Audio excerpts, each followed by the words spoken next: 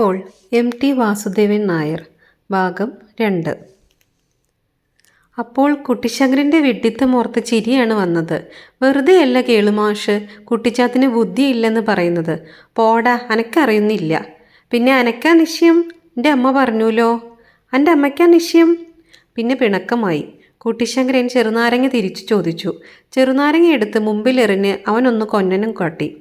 School വിട്ടു പോരുമ്പോൾ അവൻ ആലോചിച്ചു, ഓപ്പോൾ എങ്ങനെയാണ് അമ്മയാവുക? അവന് അമ്മയും അച്ഛനും ഒന്നുമില്ല. ഓപ്പോളും വലിയമ്മയും മാത്രമേ ഉള്ളൂ. അതിൽ വലിയമ്മയെ കണക്കിൽ കൂട്ടണ്ട. ചെക്ക അത് ചെയ്യണ്ട, ചെക്ക ഇത് ചെയ്യണ്ട, ചെക്ക ചെക്ക നിൻ്റെ തല കണ്ടപ്പോൾ ചെക്ക. അവൻ ഓപ്പോളും മതി. എന്നിട്ട് ആ നല്ല ഓപ്പോൾ അമ്മയാണെന്ന് പറയുന്ന കുട്ടിച്ചാത്തനെ എന്താണ് ചെയ്യേണ്ടത്? അവൻ അമ്മ വേണ്ട. അമ്മയുണ്ടാവുമ്പോഴുള്ള കുഴപ്പം അവൻ കാണുന്നുണ്ട്. ഓപ്പോളുടെ അമ്മയല്ലേ വലിയമ്മ. എന്നിട്ട് ഓപ്പോൾക്ക് എപ്പോഴെങ്കിലും സ്വൈര്യമുണ്ടോ? കഴിഞ്ഞ 4-5 ദിവസങ്ങളായി ഓപ്പോൾ രാവും പകലും കരച്ചിൽ തന്നെയാണ്. വലിയമ്മ ചീത്ത പറയുന്നില്ല, എന്നിട്ടും കരച്ചിൽ തന്നെ കരച്ചിൽ.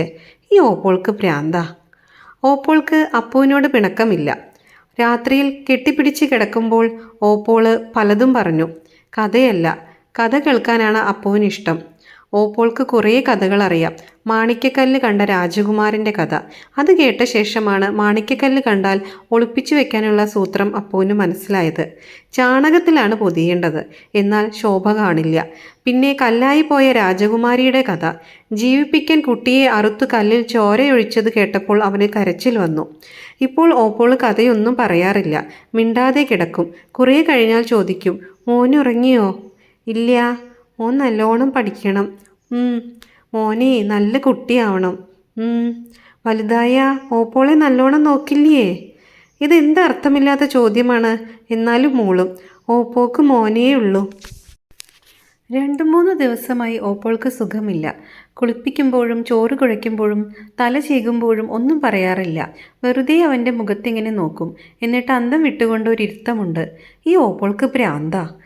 ഉച്ചയ്ക്ക് ഓപ്പോളും വലിയമ്മയും നടുവിലെ മുറിയിൽ നിലത്ത് കിടക്കുമ്പോൾ വലിയമ്മ പറയുന്നത് കേട്ടു. ഓനെ വിചാരിച്ച് നീയും മനസ്സ് പുണ്ണാക്കണ്ട.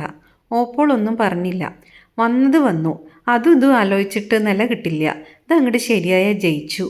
അതിനും ഓപ്പോൾക്കൊന്നും പറയാനില്ല. അതൊക്കെ ശങ്കരൻ നായർ നടത്തും. അയാളെ ആന്തരമുള്ളവനാ. അതെന്താ അമ്മേ പറയണേ? നീയേ. വലിയമ്മയുടെ ശബ്ദം കുറച്ചൊന്ന് വ്യത്യാസപ്പെട്ടു.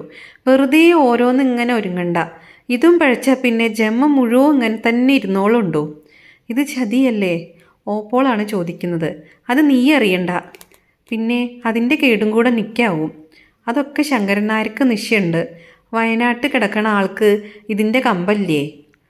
അമ്മേ, അപ്പൂ ഷിപ്പും മാളു നിന്നോട് ഞാനാ പറയണ. ഈ അനർത്ഥം ഒന്ന് ഒഴിവാക്കാം.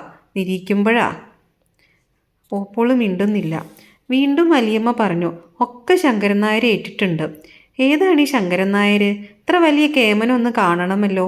അങ്ങനെ ഇരിക്കുമ്പോൾ കേട്ടു ശങ്കരൻ നായർ ഒരു ദിവസം വീട്ടിൽ വരുന്നുണ്ടെന്ന്. ശങ്കരൻ നായർ നല്ല മനുഷ്യനായിട്ടാണ് തോന്നിയത്. അയാൾ തിണ്ണയിലിരുന്ന് വലിയമ്മയുമായി സംസാരിക്കുമ്പോൾ പപ്പടവട്ടത്തിലുള്ള നരച്ച തലമുടിയുടെ ഭംഗിയാണ് അവൻ നോക്കിയത്. അയാൾക്ക് വലിയമ്മയോട് ഒരുപാട് കാര്യങ്ങൾ പറയാനുണ്ട്. അതൊന്നും അവന് കേൾക്കണ്ട. വയനാട്ടിൽ വെച്ച് കല്യാണം നടത്തുന്നുണ്ടത്രേ. നടത്തിക്കോട്ടെ. ചെക്കൻ്റെ കാര്യം ചെവിയിൽ വീഴാതെ നോക്കണം. നോക്കിക്കോട്ടെ. അപ്പുവിന് ആ പപ്പടവട്ടത്തിൽ നിർത്തിയ തലമുടി ഒന്ന് നല്ലപോലെ കാണുകയേ വേണ്ടൂ. അതിൻ്റെ നടുവിലൊരു 4 നീണ്ട മുടി വെച്ചു കൊടുത്താൽ നന്നായിരിക്കുമെന്ന് തോന്നുന്നു. സ്കൂളിലെ തോട്ടത്തിൻ്റെ നടുവിൽ ചട്ടിയിൽ കുതിരവാലി വെച്ച പോലെ ഭംഗിയുണ്ടാവും. അവൻ തല പുറത്തേക്കിട്ട് ഒന്നുകൂടി നല്ലപോലെ നോക്കി. ശങ്കരൻ നായർ ശബ്ദം താഴ്ത്തി. വലിയമ്മ തിരിഞ്ഞു നോക്കിയപ്പോൾ അപ്പുവിനെ കണ്ടു. അപ്പു മുറ്റത്ത് പോയി കളിച്ചാ? അവൻ അകത്തു പോയി. ഓ, അവരുടെ ഒരു പഞ്ചായത്ത്. വയനാട്ടിലെ കല്യാണം കൊണ്ട് അവൻ എന്ത് കാര്യം? ഒരു ചെറുനാരങ്ങ കൂടി കിട്ടില്ല. ആര് വേണമെങ്കിൽ കല്യാണം നടത്തിക്കോട്ടെ. അപ്പുവിന് എന്ത് ഛേദം? അകത്തെ മുറിയിൽ അരിയിട്ട് വെക്കുന്ന മുരുക്കുപെട്ടി അവനൊന്ന് തുറന്നടച്ചു. അതിനകത്ത് ചിറകുമുളയ്ക്കാത്ത ഒരു കൂറ കണ്ണുമിഴിച്ചു നോക്കുന്നു. ജനലിൽ കയറി നിന്ന് ചുവരിലെ ആണിയിൽ തൂക്കിയിട്ട പൂവട്ടിയിൽ ഒന്ന് നോക്കി. വെറുതെ. അതിൽ കടുകാണ്. അടുക്കളയിൽ നിന്ന് ഓട്ടുഗ്ലാസ് വീഴുന്ന ശബ്ദം കേട്ടു. ഓപ്പോളാണ് അടുക്കളയിൽ. വലിയമ്മ വിളിച്ചു, മാളുവോ? ഗ്ലാസ് വീണതിന് ചീത്ത പറയാനാവുമോ? എടി മാളുവോ? ഓപ്പോള് ഉമ്മറത്തേക്കുള്ള വാതിൽക്കൽ വന്നു നിന്നു. എന്തൊക്കെയാണ് ഇപ്പോൾ ഓപ്പോള് കേൾക്കാൻ പോകുന്നതെന്ന് ഭയപ്പെട്ട് അപ്പു ചെവിടോർത്തു. ഒക്കെ അമ്മ പറഞ്ഞില്ലേ. ശങ്കരൻ നായരാണ് ചോദിക്കുന്നത്. ഒന്നും വിചാരിക്കാനില്ല, ഒക്കെ ഞാൻ ഏറ്റു. അയാൾ നല്ലൊരുത്തനാ, ഒറ്റത്തടി. ഇതൊന്നും അയാൾ അറിയാൻ പോണില്ല. ഓപ്പോൾ ഒന്നും പറയുന്നില്ല. സംഗതി അവിടെ വെച്ചു നടത്താം. 4 ആളെ ക്ഷണിക്കണം. അത് പതിവില്ലാത്തതാണെന്ന് പറയില്ലേ? വല്യമ്മയ്ക്കാണ് സംശയം. നിങ്ങൾ എൻ്റെ ബന്ധുക്കളാ, നിങ്ങൾക്ക് ആരുമില്ല. ഞാനാച്ച 10-20 കൊല്ലമായിട്ട് അവിടെയാ. അപ്പം ദേവഗമ്മിക്ക് മനസ്സിലായോ? എന്താ ശങ്കരൻ നായരെ? ഹ ഹ ഹ, അതാ ഞാൻ പറഞ്ഞിരിക്കണേ. അപ്പം എൻ്റെ സ്ഥലത്ത് വെച്ച് ചുരുക്കത്തിലൊരു പൊടമുറി നടത്തിയ എന്താ തെറ്റ്? അത് ശരി ശങ്കരൻ നായരെ, നിങ്ങളാണ് നിങ്ങൾക്കുള്ളൊരാശ്രയം. അതുകൊണ്ടെന്നല്ലേ ഞാൻ പാട്ട് പിടിച്ച് കൊണ്ടുവന്നത്. അയാൾക്ക് കുട്ടിയെ കാണണമെന്ന് പറഞ്ഞു. അയിനോ? വലിയമ്മ എന്തൊക്കെയോ പിറുപിറുത്തു. അതൊന്നും ചെവിയിൽ വീഴാതെ ഞാൻ നോക്കിക്കൊണ്ട്. ഒക്കെ നേരായാൽ ഒരു കൂട്ടുപായസം താഴത്തേക്കാവിൽ കഴിക്കാൻ നേർന്നിട്ടുണ്ട്. ഒക്കെ ശരിയാവുമെന്ന്. മകൾക്ക് ഒരു ബുദ്ധിമുട്ടും വരില്ല. അയാൾക്ക് ഗവൺമെൻറ് കിട്ടിയ 4 ഏക്കർ ഭൂമിയുണ്ട്. പണിയെടുത്താൽ സുഖമായി കഴിയാം. അപ്പോൾ ഓവിൻ്റെ താഴെ വെച്ച ഒഴിഞ്ഞ താമ്പാളത്തിനകത്ത് പതുങ്ങിയിരിക്കുന്ന ഒരു കൊമ്പുള്ള വിദ്വാനെ അപ്പു കണ്ടെത്തി. കൂറയല്ല, ഇതൊരു പുതിയ വീരനാണ്. ഇവനെ വെറുതെ വിടാൻ പാടില്ല. വേണ്ട സമയത്ത് ചൂല് കാണില്ല. നല്ല വണ്ണമുള്ള ഒരു ഇർക്കിലി വേണം. ഉമ്മറത്ത് അപ്പോഴും സംസാരം നടക്കുന്നുണ്ട്. ശങ്കരൻ നായരും വലിയമ്മയാണ് പറയുന്നത്. ഒക്കെ സ്വകാര്യമാണ്. അതാണ് ഇത്ര പതുക്കെ. എന്തോ ആവട്ടെ. എവിടെ പോയി ചൂല്? പതുങ്ങിക്കിടക്കുന്ന കൊമ്പനെ ഒന്ന് വീക്കണം. ചൂല് അന്വേഷിച്ച് അടുക്കളയിലേക്ക് ചെന്നപ്പോൾ ഓപ്പോൾ ഉണ്ട് അവിടെ. ഇത്തിരി മുമ്പല്ലേ ഓപ്പോൾ ശങ്കരൻ നായരുടെ പഞ്ചായത്ത് കേൾക്കാൻ പോയത്. ഓപ്പോളോട് ചൂല് എവിടെ എന്ന് ചോദിച്ചപ്പോൾ അവനെ വാരിയെടുക്കുകയാണ് ചെയ്തത്. എന്നിട്ട് നെറ്റിയിലും തലയിലും കുറേ ഉമ്മ വച്ചു. ഓപ്പോളുടെ കണ്ണുനീർ അവൻ്റെ മുഖത്തും ശിരസിലുമെല്ലാം ഇറ്റു വീണു. ശങ്കരൻ നായർ ഒന്നും ചീത്ത പറയുന്നത് കേട്ടില്ല. വലിയ ശുണ്ഠി പിടിച്ചിട്ടില്ല. പിന്നെ എന്തിനാണ് കരയുന്നത്? ഈ ഓപ്പോൾക്ക് ഭ്രാന്താ. രാത്രിയിൽ ഓപ്പോൾ ചോദിച്ചു, ഓപ്പോളില്ലെങ്കിൽ മോന് വല്യമ്മയുടെ അടുത്ത് കിടന്നൂടെ? ഞാൻ ഓപ്പോളുടെ കൂടെയാണ്. ഓപ്പോള് പോയാലോ? എവിടേക്കാ ഓപ്പോള് പോണ്? ഓപ്പോള് പറഞ്ഞില്ല. വീണ്ടും വീണ്ടും ചോദിച്ചപ്പോൾ മറുപടി കിട്ടി. എങ്ങോട്ടുമില്ല. ഓപ്പോള് കളി പറയുക. ഹാവൂ, അപ്പോന് സമാധാനമായി. ഒരു വൈകുന്നേരം സ്കൂൾ വിട്ടു വന്നപ്പോൾ അവന് ഓട്ടട കിട്ടി. അത് പതിവില്ലാത്തതാണ്. അങ്ങനെ പ്രത്യേകമായി എന്തെങ്കിലും കിട്ടിയാൽ ചക്കൻ്റെ മുമ്പിൽ നിന്ന് തിന്നണമെന്ന് അപ്പൂന് നിർബന്ധമുണ്ട്. ആ ചക്കൻ്റെ കൊതി കാണണം. അവന് വല്ലാത്ത കൊതിയാണ്. അവൻ നോക്കി നിൽക്കുമ്പോൾ ഒന്നും തിന്നരുതെന്ന് ഓപ്പോൾ പറഞ്ഞിട്ടുണ്ട്. എന്നാലും അവന് മുടിങ്കോലുണ്ടാക്കാൻ അറിയാം. കറമ്പി അവന് മാത്രം കുത്തില്ല. അവന് വേണമെങ്കിൽ കറമ്പിയുടെ കഴുത്തിൽ കെട്ടിപ്പിടിക്കാം. അട തിന്നാതെ ഒളിച്ചു പിടിച്ച് ഓപ്പോൾ കാണാതെ അവൻ മുറ്റത്തേക്ക് ഇറങ്ങി. ചക്കൻ മൂടയിൽ നിന്ന് വൈക്കോൽ വലിച്ചെടുക്കുകയായിരുന്നു. പതിവ് പോലെ ഒരു ചകരം അടിയന് ചെറിയമ്പ്ര എന്നവൻ കെഞ്ചിയില്ല. അടിയന് വല്യമ്പ്രാള് തന്നൂലോ. നോണ. അടിയന് ഓല വന്നപ്പോൾ ചായപ്പൊടിയും പഞ്ചാരിയും വാങ്ങിക്കൊണ്ടുവന്നത്. ആരെ വന്ന്? വിരുന്നുകാര്. ദോക്കി ചെറിയമ്പ്ര. ചക്കൻ മടിയഴിച്ചു കാണിച്ചു. 3 ബീഡിക്കുറ്റി. ആ ബന്ന തമ്പുരാൻ വലിച്ചിട്ടതാ. ബീഡി വലിക്കുന്നെങ്കിൽ നല്ല യോഗ്യം തന്നെ ആവണം. ശങ്കരൻ നായർക്ക് പപ്പടവട്ടത്തിലുള്ള മുടിയുണ്ടെങ്കിൽ കൂടി ബീഡി വലിക്കാൻ വയ്യ. അയാൾ കഴിഞ്ഞ ആഴ്ച വന്നപ്പോൾ വല്യമ്മയെ പോലെ വെറുതെ മുറുക്കിത്തുപ്പി. മോശം. എവിടെ വിരുന്നുകാർ? ഓപ്പോളെ കണ്ട് ചോദിക്കാൻ വീട്ടിനകത്തേക്ക് ഓടി. ഓപ്പോൾ തൊടിയിലായിരുന്നു. വലിയമ്മ കാവുത്തിൻ്റെ തൊലി കളയുകയാണ്. എവിടെ വലിയമ്മ വിരുന്നുകാര്? എന്ത് വിരുന്നുകാരാടാ? ഇവിടെ ആരാടാ വിരുന്നു വരുന്നത്? കാലനോ? പേര് ചക്കൻ പറഞ്ഞില്ല. കാലനെങ്കിൽ കാലൻ. എവിടെ? അതാണ് അവൻ അറിയേണ്ടത്. ചെക്ക, നോനാമ്പിത്തരം കൊണ്ട് വന്നാണ്ടല്ലോ. കൊല്ലി ഞാൻ അടിച്ചു തിരിക്കും. ഓ, അവന് കേൾക്കണ്ട. ഒരു വിരുന്നുകാരൻ വന്നപ്പോളത്തെ പത്രാസാണ് വല്യമ്മയ്ക്ക്. അവൻ പിന്നെ അന്വേഷിച്ചില്ല. രാത്രിയിൽ ഒരു ഉറക്കം കഴിഞ്ഞ് കണ്ണു തുറന്നപ്പോൾ കോസറിയിൽ തൊട്ടടുത്ത് ഓപ്പോളില്ല. മുറിയിൽ വിളക്കുണ്ട്. ഓപ്പോൾ പെട്ടി തുറന്നു വെച്ച് സാധനങ്ങൾ എന്തൊക്കെയോ അടുക്കി വയ്ക്കുകയാണ്. മുറിയിൽ കൈതപ്പൂവിൻ്റെ മണമുണ്ട്. അവൻ ഉറങ്ങുമ്പോൾ സമീപത്ത് ഓപ്പോളുണ്ട്. എന്നിട്ട് എഴുന്നേറ്റത് എന്തിനാണ് പിന്നെ? രാത്രിയിൽ വിളക്കും കത്തിച്ചിരുന്ന് പെട്ടിയിൽ മുണ്ടും ബ്ലൗസുമൊക്കെ കുത്തി നിറയ്ക്കുന്നത് എന്തിനാണ്? പതുക്കെ എഴുന്നേറ്റ് ശബ്ദമുണ്ടാക്കാതെ ചെന്ന് ഓപ്പോളുടെ കഴുത്തിൽ പിടിച്ച് പേടിപ്പെടുത്തണമെന്ന് തോന്നി. പക്ഷേ എഴുന്നേൽക്കാൻ വയ്യ. കണ്ണുകൾ പതുക്കെ അടയുകയാണ്. രാജകുമാരൻ മാണിക്യക്കല്ല് കണ്ടെത്തിയ കാട് ഓർമ്മയിൽ വരുന്നു. കൈതപ്പൂവിൻ്റെ നേർത്ത മണം. അവൻ വീണ്ടും കണ്ണടച്ചു. രാവിലെ അപ്പു ഉണർന്നില്ല. ഓപ്പോള് വിളിച്ചുണർത്തുകയാണ് ചെയ്തത്. കിണറ്റിൻകരയിലെ കുളിയും കന്നികുടിയും കഴിഞ്ഞപ്പോൾ ഓപ്പോൾ കുപ്പായം ഇടിവിച്ചു. തല മിനുക്കി കൊടുക്കുമ്പോൾ ഓപ്പോള് പറഞ്ഞു, മോൻ സ്കൂളിൽ പോകുമ്പോൾ നല്ലോണം നോക്കണം. കന്നും പൈക്കളും വരും. അത് പലപ്പോഴും പറയാറുള്ളതാണ്. അവൻ സമ്മതിച്ചു. കുട്ടികളായിട്ട് തല്ലുകൂടരുത്. വല്യമ്മ മോനെ നല്ലോണം നോക്കും. വല്യമ്മ പറയണ പോലെ വികൃതി കാട്ടാണ്ട് നടക്കണം. വല്യമ്മ ചീത്തയാ. എനിക്ക് ഓപ്പോള് മതി. മോനെ.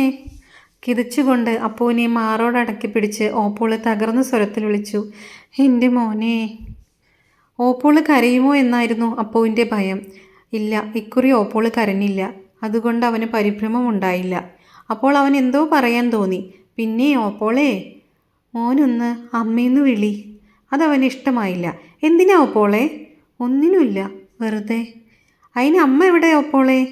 ഓപ്പോള് അതിനുത്തരം പറഞ്ഞില്ല. ഓപ്പോളുടെ കൈകൾ പതുക്കെ അയഞ്ഞു. അവർ മുഖം തിരിച്ച് ഒന്നും മിണ്ടാതെ നിന്നു. കുറേ കഴിഞ്ഞ് ആണിയിൽ നിന്ന് സഞ്ചി എടുത്ത് കയ്യിൽ കൊടുത്തു പറഞ്ഞു, മോൻ പൊയ്ക്കോ.